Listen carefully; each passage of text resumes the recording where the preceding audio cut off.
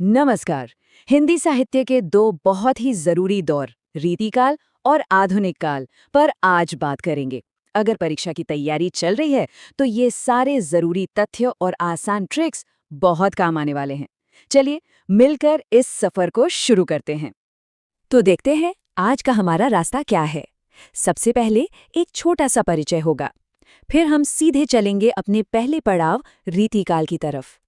उसके बाद आएगा दूसरा पड़ाव आधुनिक काल, और सबसे आखिर में वो सुपर फॉर्मूला जिसका सबको इंतजार रहता है।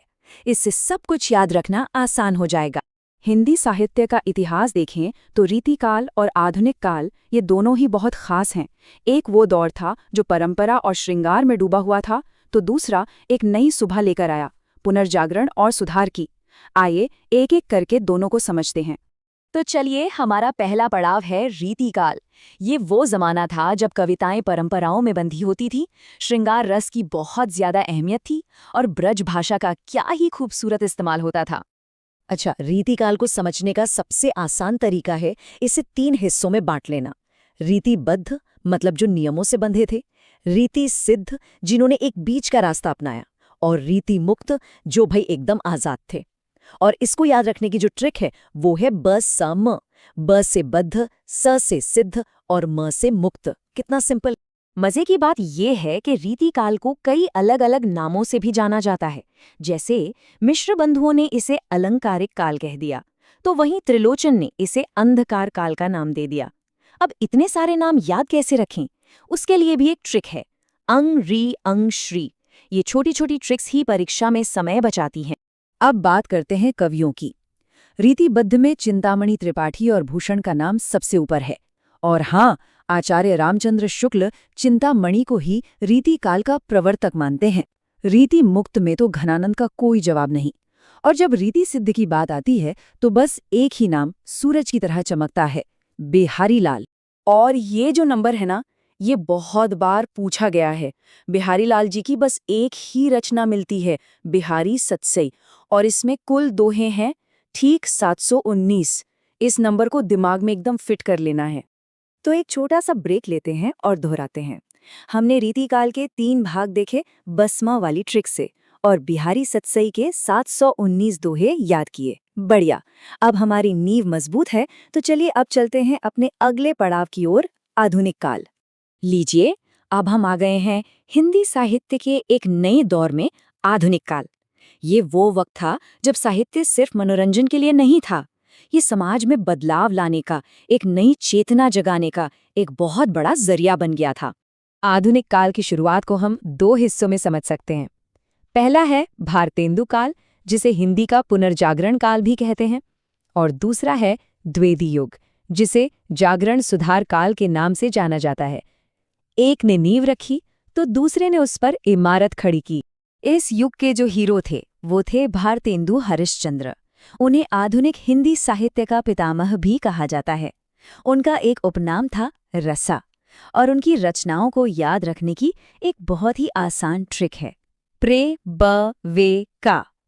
प्रे से प्रेम मालिका, ब से बकरी विलाप, वे से वर्षा विनोद, और का से फूलों का गुच्छा। भारतेंदु काल के ठीक बाद आया द्विवेदी युग, जिसका नाम आचार्य महावीर प्रसाद द्विवेदी के नाम पर पड़ा। देखिए, ये युग हिंदी साहित्य के लिए एक तरह की क्रांति था। क्यों? क्योंकि इसी दौर में ब्रज भाषा की जगह खड़ी बोली को कविता की मेन भाषा बनाया गया। ये एक बहुत बहुत बड़ा बदलाव था। और यहाँ एक और सवाल बनता है जो बहुत महत्वपूर्ण है, खड़ी बोली में लिखी गई पहली कविता कौन सी थी? तो इसका जवाब है गुणवंत हेमंत, और इसे लिखा था श्रीधर पाठक ने। इसे नोट कर लीजिए। द्विवेदी युग के एक और बहुत बड़े कवि थे अयोध्या सिंह उपाध्याय हरिऔध। उन्हें आधुनिक काल का सूरदास कहा जाता था, और उनकी रचनाओं को याद करने की ट्रिक है प्री वाइपा च। प्री से प्रिय प्रवास, वै से वैदेही वनवास, प से पारिजात, और च से चोखे चौपड़। और हरिऔध जी की रचना प्रिय प्रवास के बारे में तो क्या ही कहें। ये सिर्फ एक रचना नहीं बल्कि एक मील का पत्थर है। इसे खड़ी बोली हिंदी का पहला महाकाव्य होने का सम्मान मिला है। ये फैक्ट तो एकदम याद रखना ही है। अब बात करते हैं मैथिली शरण गुप्त जी की। उन्हें आधुनिक काल का तुलसीदास भी कहा गया है, और महात्मा गांधी ने उन्हें राष्ट्रकवि की उपाधि दी थी। उनकी देश प्रेम से भरी रचनाओं को याद रखने की ट्रिक है जय भा सा पन। जय से जयद्रथवध, भा से भारत भारती, सा से साकेत और पन से पंचवटी। तो लीजिए, अब हम आ गए हैं अपने सबसे काम के हिस्से पर, परीक्षा के लिए सुपर फॉर्मूला।